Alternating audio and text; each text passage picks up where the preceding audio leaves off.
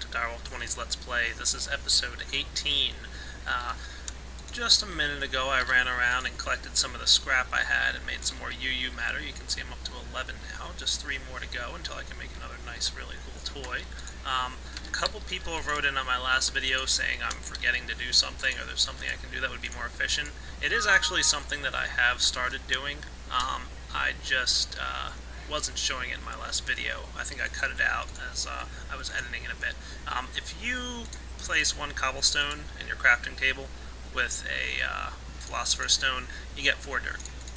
So, place a stack of cobblestone in there, you get 4 stacks of dirt. How nice is that? And that can then be recycled. So, you might argue that this is kind of manipulating the way the recycling system was intended to work in IC. It's up to you if you feel like that's kind of bending the rules a little bit, I guess you could say. But it's up to you. You can see I also just recently recharged some of my items here. Let's get to work on a new item that I don't think any of you have seen yet in my videos. I'm pretty sure, because I would have remembered making it. So bear with me just a moment here.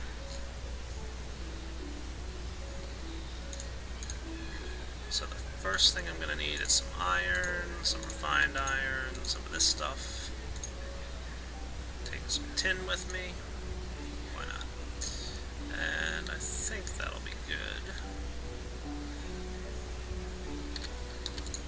So, I'm going to make an item which will be very useful based on what I made in my last video.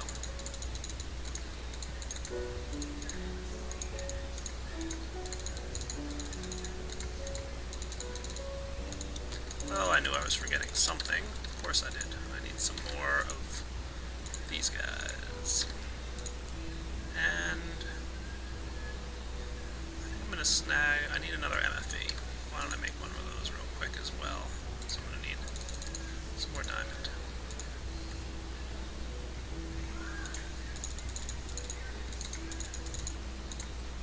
Okay. Making a couple batteries. You guys probably can guess what I'm making at this point. That's right, generators. And what do you think I'm going to be doing with these generators? I wonder, Direwolf. This shouldn't be terribly hard to guess. Seriously.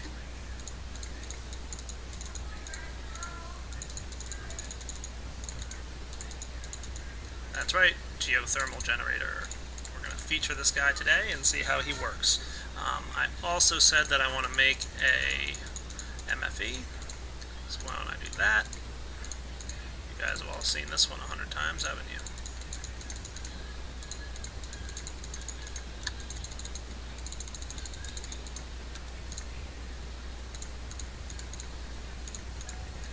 And there we go. So let me go sleep through the night real quick. And then I'm going to step outside.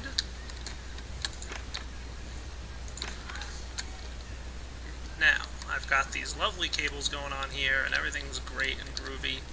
Let me actually grab... I am being just a little bit inefficient. At this stage in the game, it's worth spending a couple of diamonds to make sure everything's running as smoothly as possible. So let me grab 2 of you guys.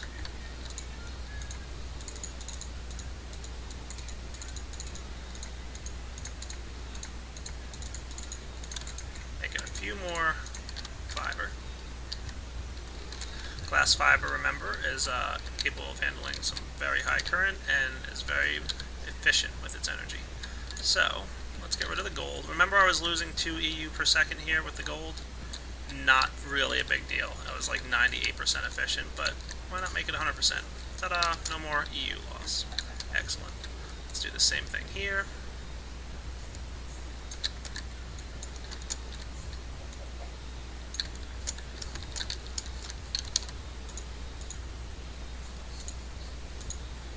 And yes, these cables will connect to each other, but let's just make it look nice. Ta-da! Perfection. Now,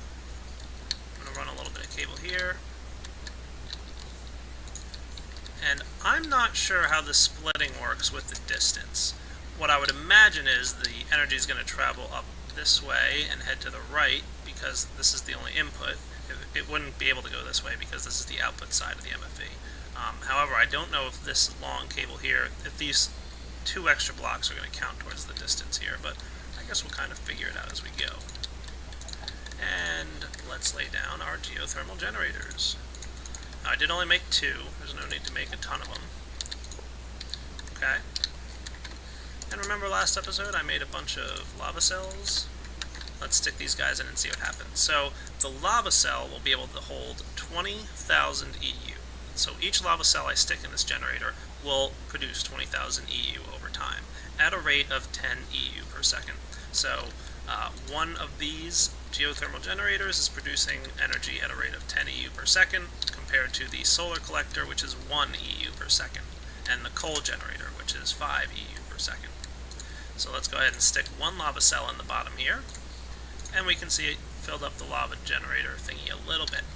I am real quick going to go get my EU reader. I don't have it on me, do I? Nope. And there we go. And we should see a rate of 10 EU per second flowing through this line. Yes. And it's all getting dumped into this guy. Okay?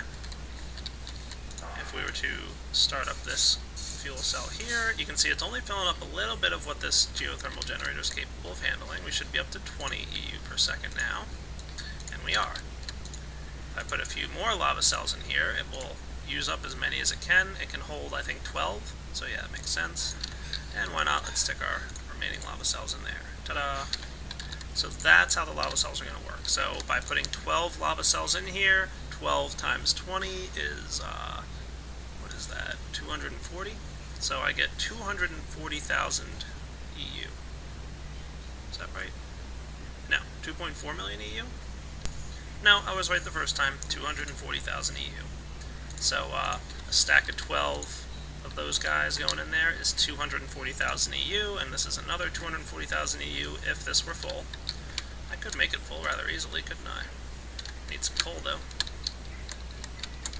In case anybody wasn't watching my last episode and is skipping ahead, you missed out, because I built a really neat little lava cell producing machine. Let's make sure we have enough tin in there.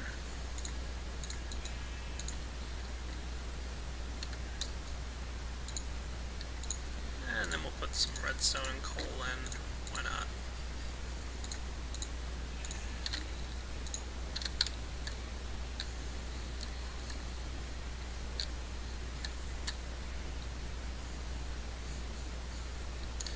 And what I've been doing is manually activating this guy. Because when he gets overpowered, he starts moving fast enough that he pumps the lava bucket out of this chest before it has a chance to combine at the crafting table. So it ends up that the lava bucket moves out of here, as opposed to the empty bucket. But, you know, that's something I'm going to work on fixing at some point. So what we should start seeing happening here is lava buckets going in, empty buckets coming out, I hope. Yep. And there goes those things. I might go make a couple more buckets since I have some tin on me. Might as well add to this system. We'll increase the efficiency of the system by adding more buckets.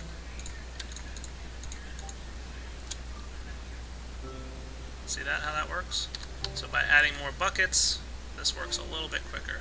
And look, there's an example of the lava bucket being pulled out of the machine before it was ready. And the problem is the lava bucket now gets stuck because there is no lava bucket as part of the recipe here. So, I have to manually move this piece. Again, something I will eventually fix, but for now, not a huge deal. It is still pretty automated.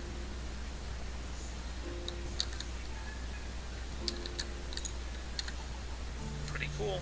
Once this is done churning through all my redstone and coal, I'll be right back. Okay, all finished. My buckets are reaccumulating in there. Getting pulled out of that guy. How'd I make out? Surprise, surprise, since I put 23 redstone and coal in, I got 23 lava cells. How cool is that? I can just stack these guys in here. Put a few more in. I'm going to try and balance these out. Yeah, that looks pretty good. There we go. Now there's 7 remaining in each. So these lava cells will just sit here and produce energy for me. Speaking of energy, my MFSU up here is getting kind of full. You notice there's a charged Lapitron crystal in there? Yeah, if I hadn't stuck that in there, we'd be at 9.6 right now, and we'd be getting pretty darn full. Never did use my MFE out there, but that's alright. So let me clean up my inventory and move on to something else. So I did take that charged energy crystal I have in my MFSU out there, and I decided, what the heck, let's juice this guy up.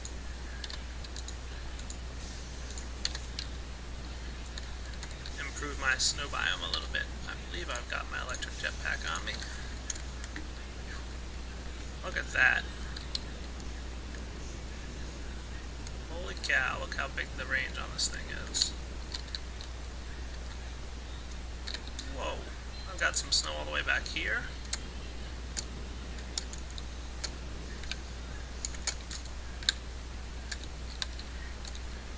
Yeah, that's a good distance. So you can see if you give this guy a good amount of power, he's really going to do a nice job for you. If I really wanted to, I could probably wind up just taking those 2 geothermal generators and hooking them right up to that MFSU down there, so that I could produce a little bit more energy, but I think the Lapitron crystal holds a little bit more.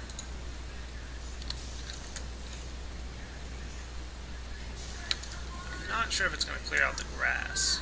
It probably doesn't, but who knows, maybe it does.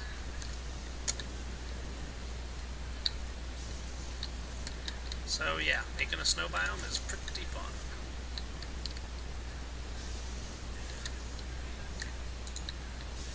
That guy's almost empty. I'm going to take him back to my base.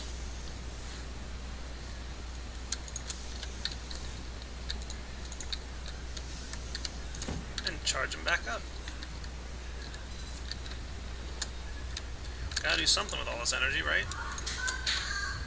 I did decide to go check out my glowstone aggregators, and look at this. Remember how long ago I made these things?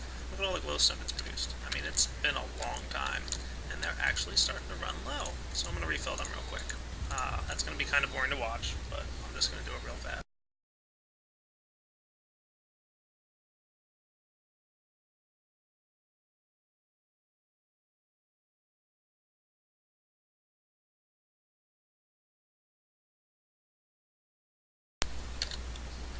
Okay, looks like I'm all done with that progress. And, phew, look at me, I'm almost out of cobblestone now. That's alright. You can convert diamonds down to cobblestone if you really want to. And it looks like my recyclers there have produced a bit more scrap for me. So let's stick that stuff in and turn it on. And make ourselves a couple more pieces of UU matter. Not too shabby.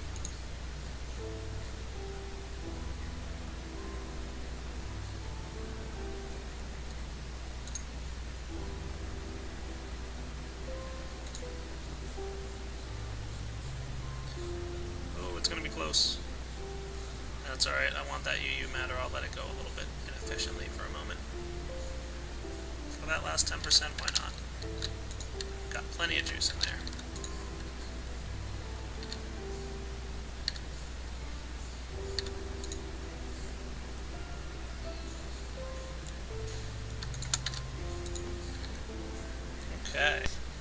Okay, let's get crafting. I've got 13 UU matter. Oh, I need one more. Let me go get one. I am outside checking on my geothermal generators. Looks like that stack has been used up at the bottom there, but these guys are still pretty full. Just a reminder, you can fit 12 of those lava fuel cells in that geothermal generator at a time. Now, what I could do if I really wanted to is set up a piping system so that rather than feeding into the chest, it goes directly into my geothermal generators. If I wanted to do that, I could. I just don't really feel like it right now, and I don't really have a need to do that. I mean, as you guys can see, I've really got all the energy I really need at the moment. those geothermal generators there were just kind of something neat to build. But I'm really doing just fine on energy. Unless I wanted to, like, crank on my mass generator without any scrap in it and just have it go crazy. Which, who knows, maybe I will someday. Okay, I'm kind of desperate for one more UU matter, and I don't feel like waiting around for some scrap, so I will waste a little bit of energy. Like I said, got plenty. And let it progress. Let's see if any more scrap's been produced. Can't imagine I have more than one or two. One, why not, right?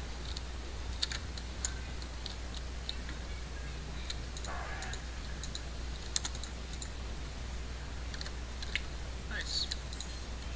So I'll let that guy progress real quick. Okay, almost there. Yoink. 14 UU matter means another quantum armor piece, and you should probably know which one if you were paying attention when I told you how many quantum armor pieces you need. I'll need some of you. I need... be right back. Need to find some wool.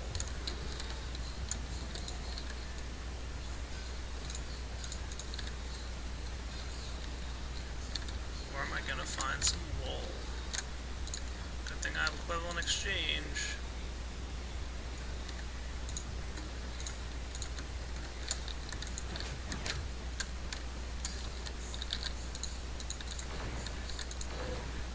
I don't have the reagents.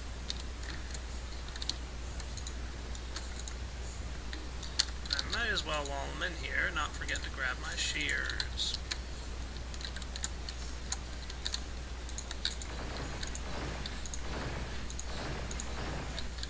Let's see if gray wool works, why not?